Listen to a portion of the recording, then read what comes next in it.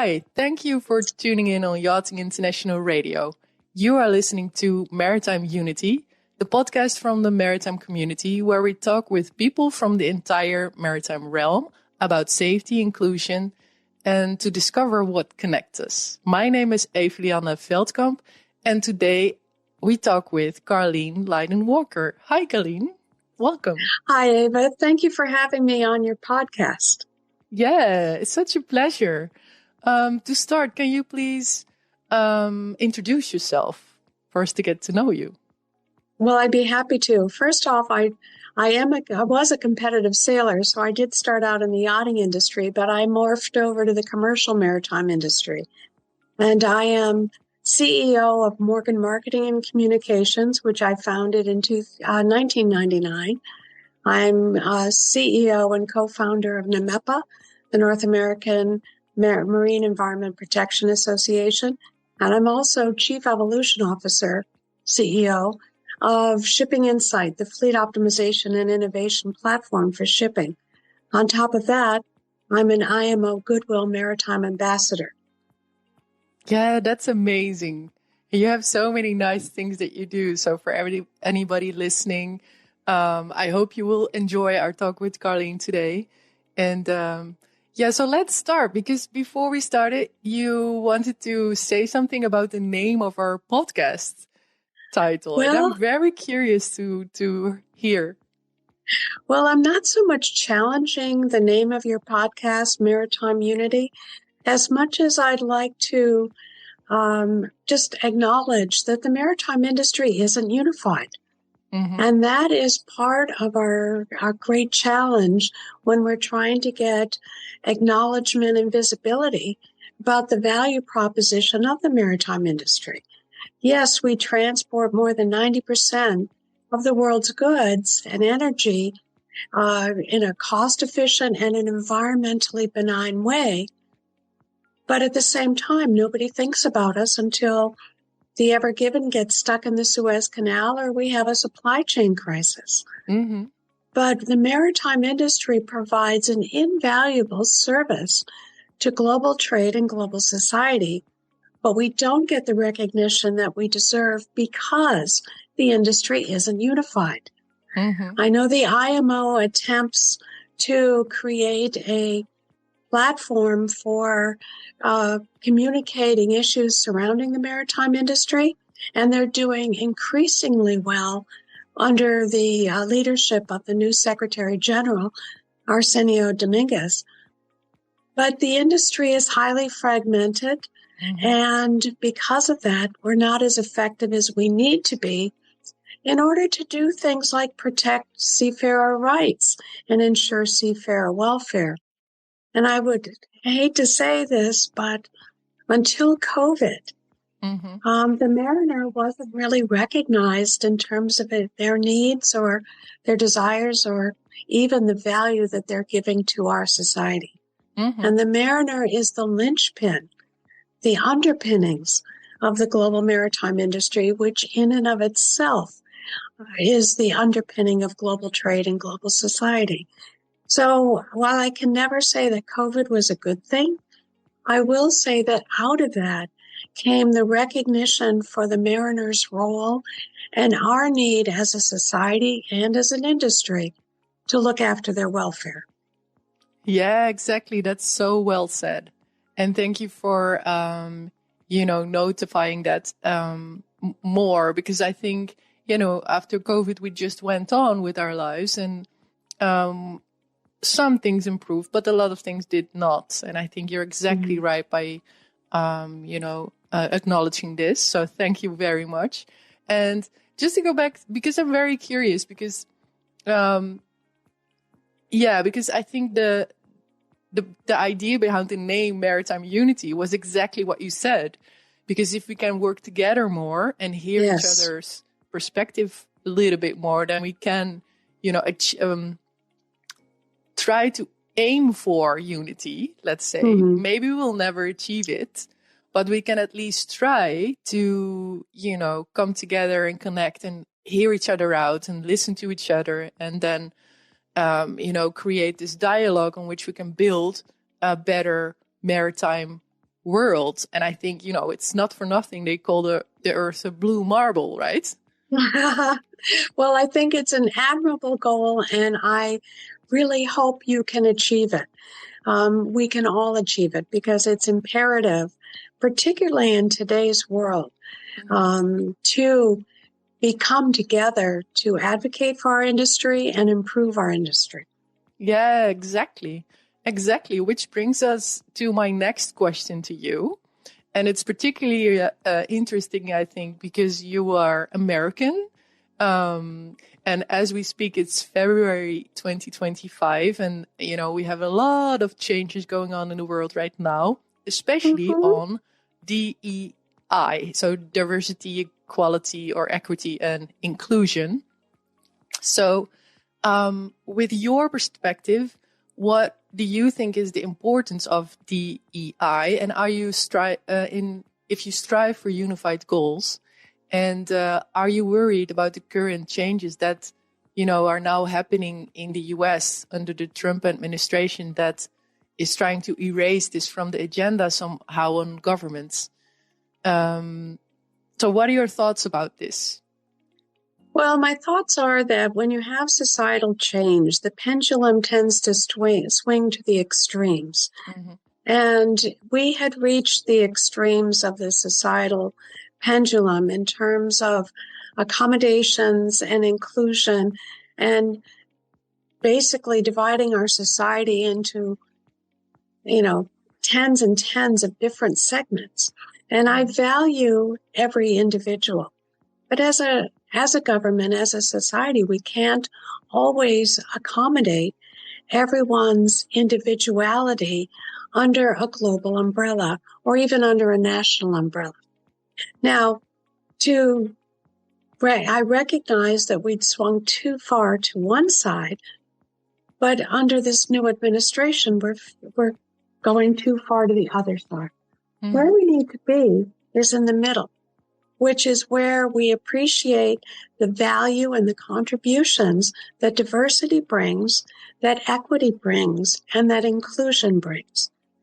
But we cannot compromise safety, we can't compromise values, and we can't compromise effectiveness while we're doing that. And that's where we need to be, is to be open to where people are, but hope that they can also add value to the framework that we need them for.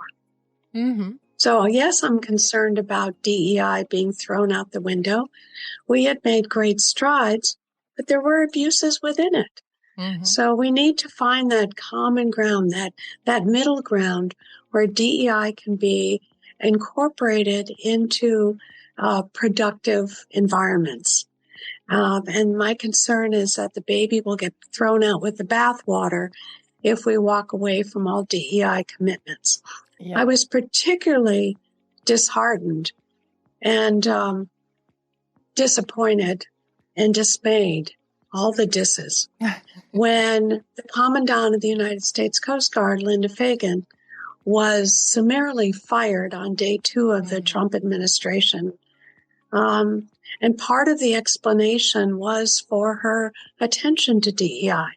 Mm-hmm. She was working to bring the Coast Guard up to a level of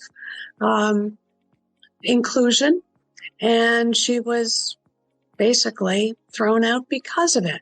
Now, I think there were other political motivations there, because the Coast Guard is the smallest of the services, armed services, and was sending a message to the other armed services, hey, if you don't follow our path, you're going to get kicked out too. But I regret that, because she was a wonderful leader, and she was the first female commandant, but also the first female in charge of one of the armed services. Mm-hmm. So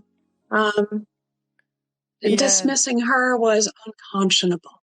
And I'm still quite disappointed, dismayed, and disillusioned, quite honestly, that she was fired. Yeah. Now what we're seeing is throughout the entire government system, No matter what the area, all the DEI policies are being eradicated, and we will see on a whole of government approach. Mm-hmm. And that is regrettable. I'm not seeing the resistance to that strategy that I'd hoped for. It seems as though we're in this shock and awe stage of the new administration. And I don't know if people are waiting to see where is it that we stand up and fight. I certainly hope that we're not rolling over and allowing the steamroller to wipe out a good decade of progress for diversity, equity, and inclusion. Yeah, so true. And I think when you focus on unity, actually it makes sense, right? What we're all striving for. And thank you for mentioning that what happened in the U.S. Coast Guard, because I think I saw the news as well. It was big world news, right? Yes. And the narrative was totally on diversity, equity, and inclusion. But there was so much more going on. And in the previous episode of my podcast, I also talked about this with Jessica, about policy making and about all the good things that have been going on in the US. Because if good things are going on and you're taking things you're seeing things for what they are, and especially abusive situations, and if people get hurt and abused, that's so ugly. And that is so sad. And you get very angry from what is going on if you finally see it. But in the first place, it's a good thing that it's on the table. And I think that is forgotten by most. So thank you for pointing that out. That it's actually also a very positive thing if you are, well, let's say, brave enough to really put it on the table and let it be there for a while. And then, of course, it's the question how you want to manage it. And that's difficult. That's a complex thing to do, because then you need to, do all sorts of things together. But in the end, it's for the best. And it's too bad that the narrative was exactly the opposite of what was going on. Because I think the US is working for years and years on being more, well, I come from Europe, so I have a different perspective. And in my perspective, people from the US are much more open to asking for help and support, for example, for psychological or mental support, for one. It's much more normalized. And it's also much more normalized to talk about diversity, and that's, okay to have a different background or have a different skin color or have a different gender, or it's much more open than in Europe, from my perspective, I have to say.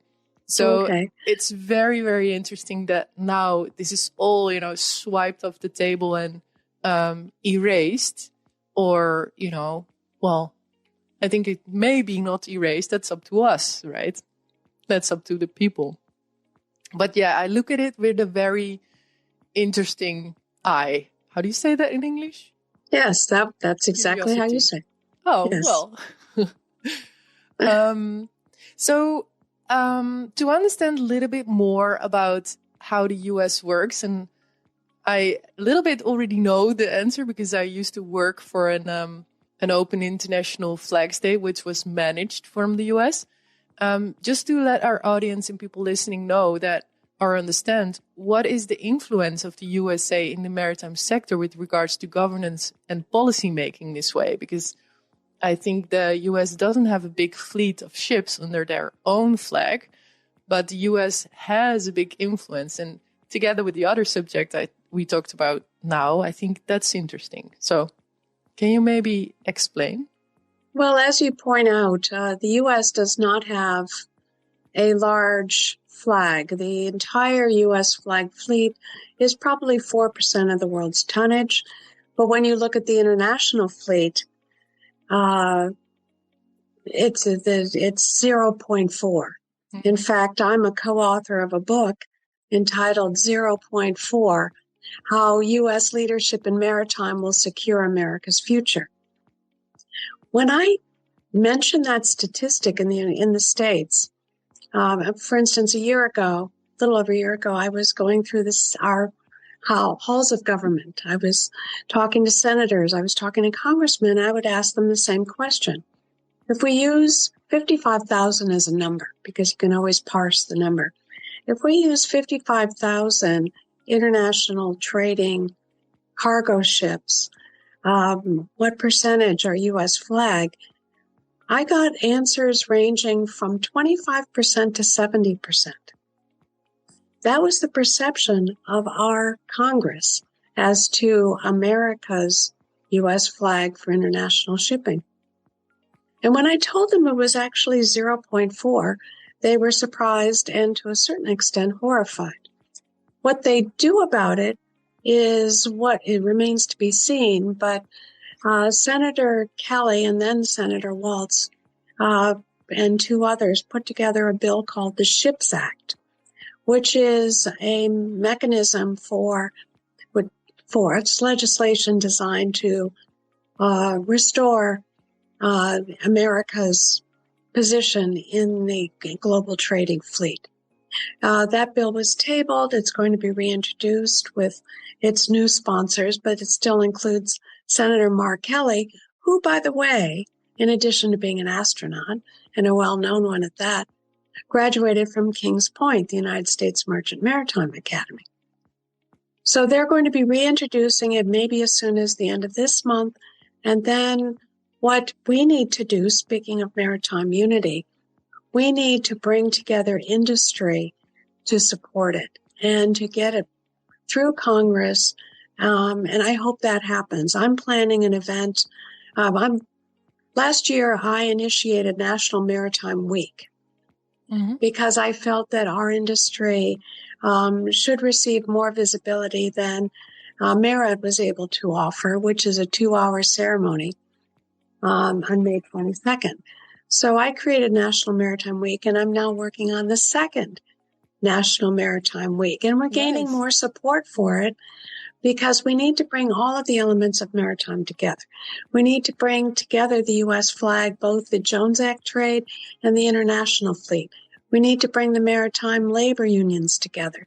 We need to bring the ship owners together. We need to bring the ports involved with it. Yes, the U.S. has a small fleet, but it has a tremendous voice when it comes to global trade because we're the second largest trading partner in the world after China. We need to project that commitment to the maritime industry. And there are a lot of U.S. ship owners through the open registries, et cetera. And we need to figure out how we can develop relationships with those ship owners that will support the United States national security as well as our economic, energy, climate, and workforce security. Yeah.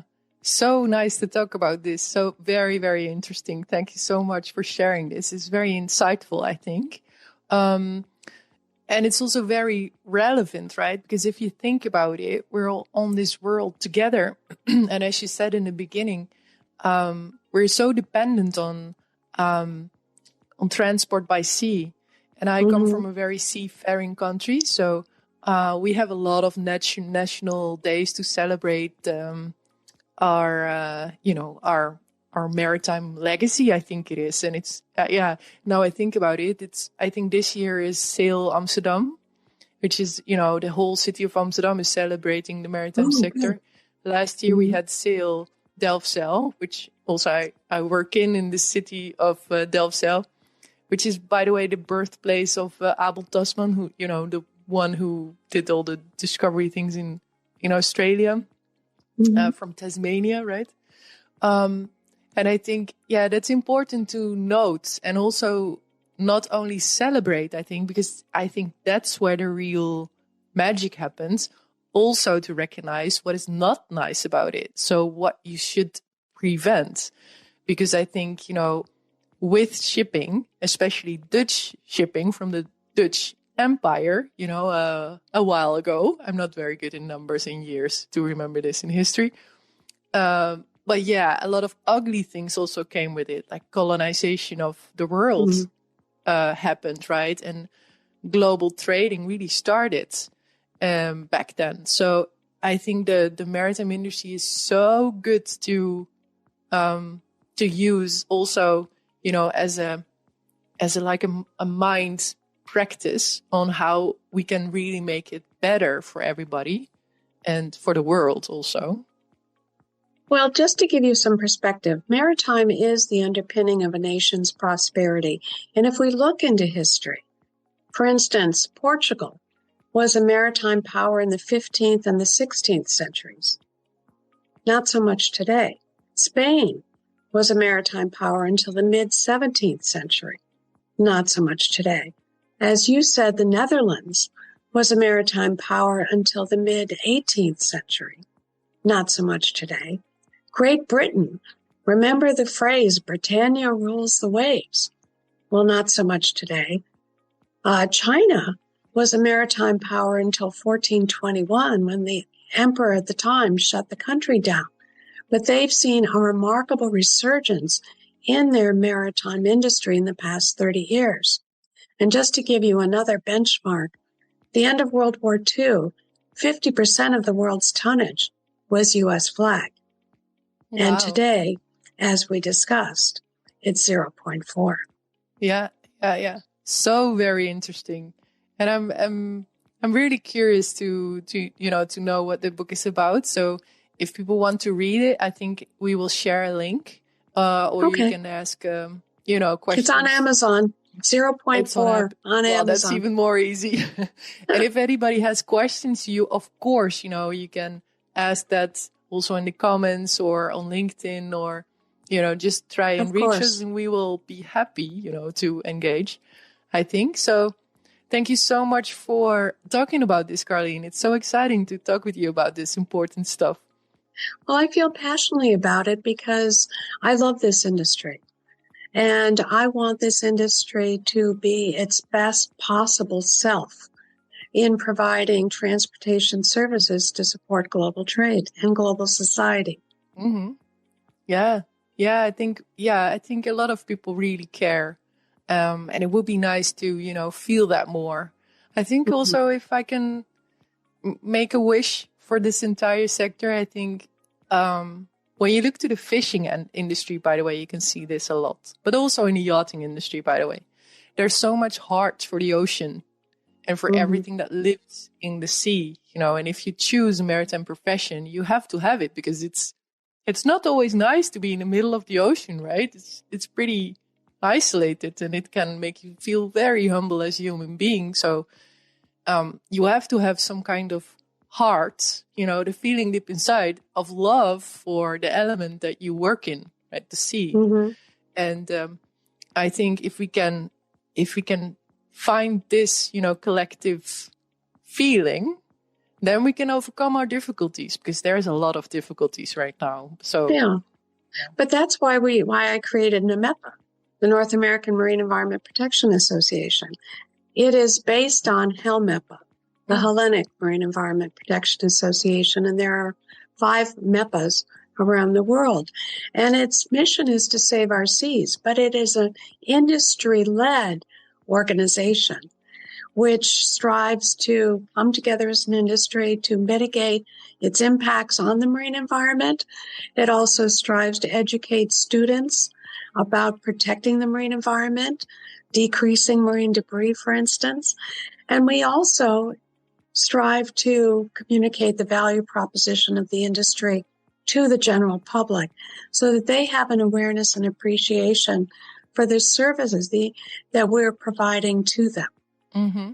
And that way we can get more attention and more unity, I would hope, around the maritime industry if the public recognized their relationship with shipping so that they would support initiatives in governments. I mean, we know ships don't vote.